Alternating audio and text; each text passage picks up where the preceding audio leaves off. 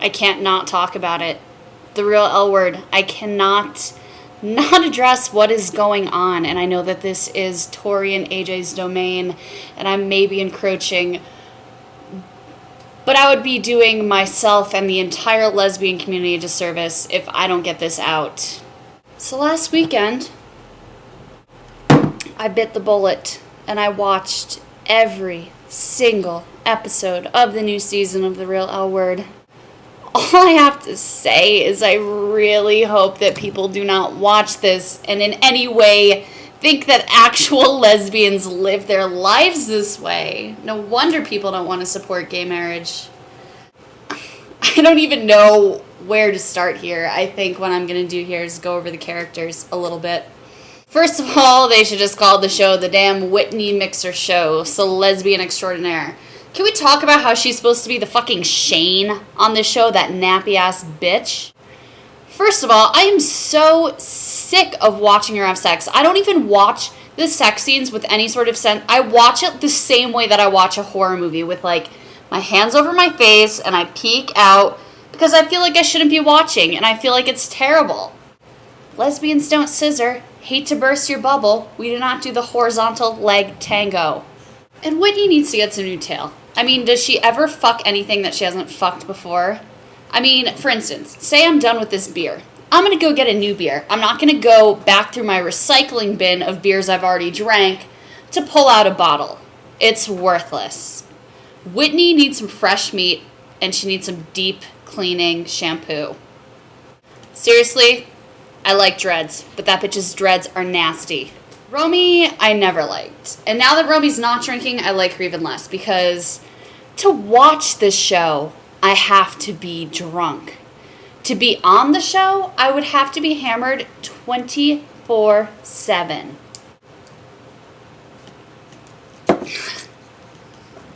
To the real L word.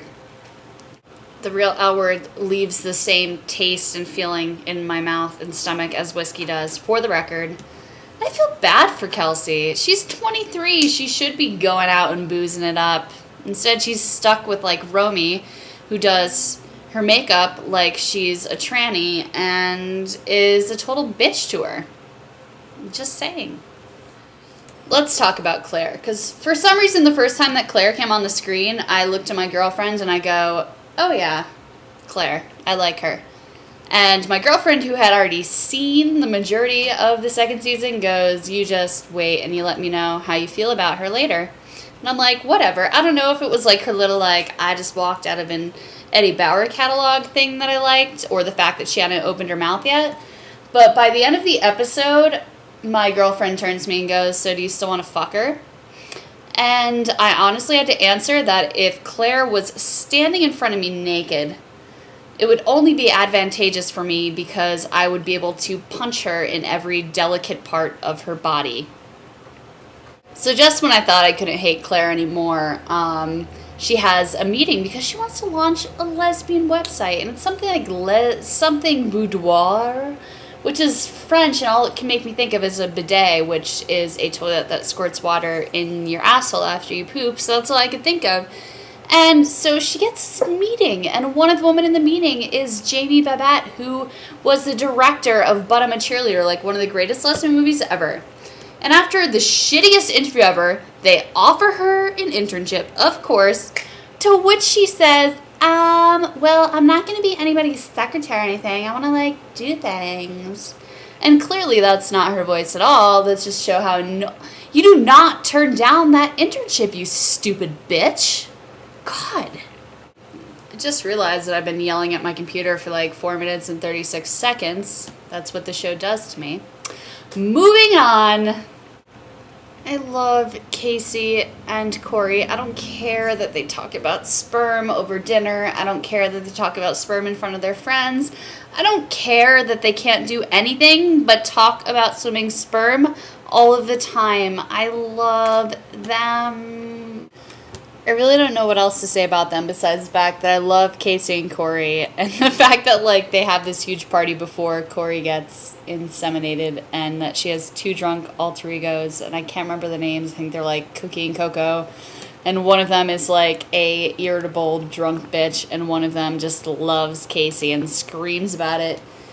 And it's like her girlfriend just laughs at her and thinks she's hilarious, and then, like, you know, gets her in a car and gets her home at the end of the night. That's love. That is love. That's love. Ugh. Is it weird that I wince about thinking about who I have to talk about next? Who else is there? Well, there's Rachel, who is Whitney's ex that she lived with and dated for like 3.5 years, had animals with, etc., etc. And she is one of those people that reminds me of this episode of Seinfeld where Jerry dates this girl who, like, looks completely different in 2 different lights. And that's how I feel about Rachel, because sometimes she comes on screen and I'm like, yeah, I could get behind that. She's hot. Then sometimes they show shots of her and I'm like, whoa! Yeah, no, not at all, not even a little bit. I almost vomited in my mouth, by the way, when her and Whitney had sex at the lesbian pool party, and she was like, oh my god, wipe my cum stains off of my shorts. It's disgusting. Nobody does that.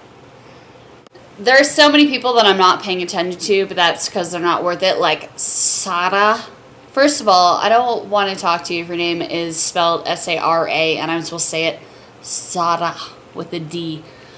So for now, this is it for me. I hope that AJ and Tori don't think I encroach on their space, but I mean, how do you not talk about this shit? It's impossible. I don't have Showtime, nor do I have basic cable, so who knows when I'll be enthralled with the rest of the season of The Real L Word 2.